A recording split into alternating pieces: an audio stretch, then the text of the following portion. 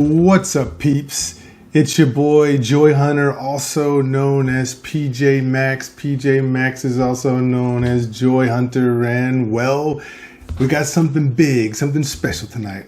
Let's do a versus on two popular, iconic American brands. How about we call it Ford versus Chevy? Not Ford versus Ferrari. We can get to that. There was a movie about that. But how about Ford versus Chevy?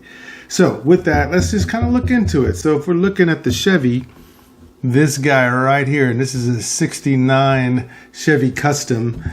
Over here, we have the Ford 49 F-150, 1949. But let's just start with Chevy first. So Chevy, as you know, is this brand that was founded by Louis Chevrolet, a very French sounding name, and William C. Durant. And this was back in 1911. And they became a division of General Motors in 1918. So we know General Motors we were able to see cars like Pontiac was a General Motors brand. Chevy's obviously was a General Motors brand, GMC and the like. Now, the most popular models for Chevys, this is something that people can continue to argue about to this day, but it would be something like the Chevy Silverado. And as fans of that particular casting, well, it's this car, this truck, I should say. And this is one of the most popular full-size pickup trucks that's ever been made here in the United States. And it's been that way for many years. And many people love those square bodies, but it's just iconic on its own. Another popular Chevy that you guys know is the Camaro, which some of these two-seaters are going to start going away because of the e-cars, and so no one's buying the big 8-cylinder two-door cars anymore because they want SUVs and something like that. So, but Camaro though, this was one of the classic American muscle cars, known for its performance and also the distinctive design that it had. Some people's favorite Camaro are the older ones, like the 68 and the 69 and the Copo Camaros. But some people like the newer versions of those Camaros. And either way you go, people have an affinity for Camaros. I know I had one when I was in high school. But if you're going to talk Chevy, how can you not talk about the Corvette? So the Corvette is one of the most iconic American sports cars. It's going to be in that top three easy. And when you talk about performance, yeah, it's got it. And when you talk about sleek design, yeah, the Corvette has just been known to be a very sleek design type car. And of course, that car began its production in like 1953. So to give you an idea, right now we're looking at the Barbie movie that just came out, in that Barbie Corvette, which wasn't a 4-seater, it was a 2-seater.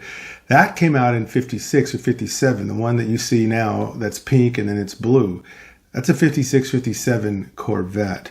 So when Barbie wanted to have a car, they said it could only be a Corvette. When Prince wanted to write a song about a car, he said it was a red Corvette. So yeah, Corvettes are in the house.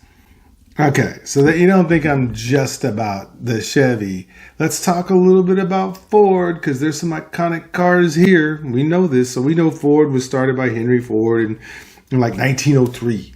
And one of the biggest innovations that Henry Ford had come out with was that assembly line. So this was a game changer for the automotive industry by just the idea that when you introduce an assembly line, productions, techniques, all this other stuff helped to lower the cost and get these cars out there so that you could get them on the road so people can get there. And it also made the cars affordable for that time. Now, if we talk about Ford, right, there's some popular models here. So we're talking about, in specifics, the Ford F-150, right? And the F-Series trucks in general have consistently been among the best-selling vehicles in the United States for decades. Now, that's for trucks, but Ford also has a car that's pretty iconic, and you guys know where I'm going next. You've seen Gone in 60 Seconds. You know there was a car called Eleanor. Well, check this out. In 1964, the Mustang became the iconic American muscle car that had become synonymous with just the pony car class itself. So this is a two-door. This is a car that has a front engine and rear-wheel drive. This is a car that was supposed to be better than your dad's old Buick. All right? And then what changed the game also was one of Ford's SUVs, and that would be quite simply the Ford Explorer. So this was a very popular SUV that played a significant role in actually popularizing the sports utility vehicle segment. That's what the Ford Explorer was. Was it the best SUV? Well, many more have come out since then. Some of us love that 4Runner, that Toyota 4Runner, and there's many other SUVs that are pretty stable. But hey, Ford was in that space, playing in that space at a long time, and came up with one of the most iconics. Now, if you go old school, right, you could talk about the Model T. That was 1908. That was the first mass-produced car. It was a Ford, but it played a pivotal role in making automobiles accessible to the general public. So Ford also has been that pioneer when you start talking about safety innovations, including the introduction of the first safety glass in windshields in 1919. So how about that? But all in all, I could go on and on and on forever about some of these cars. But I'll just say this. When you're looking at Chevy versus Ford, they both have a long history of producing vehicles that cater to a wide range of consumer preferences.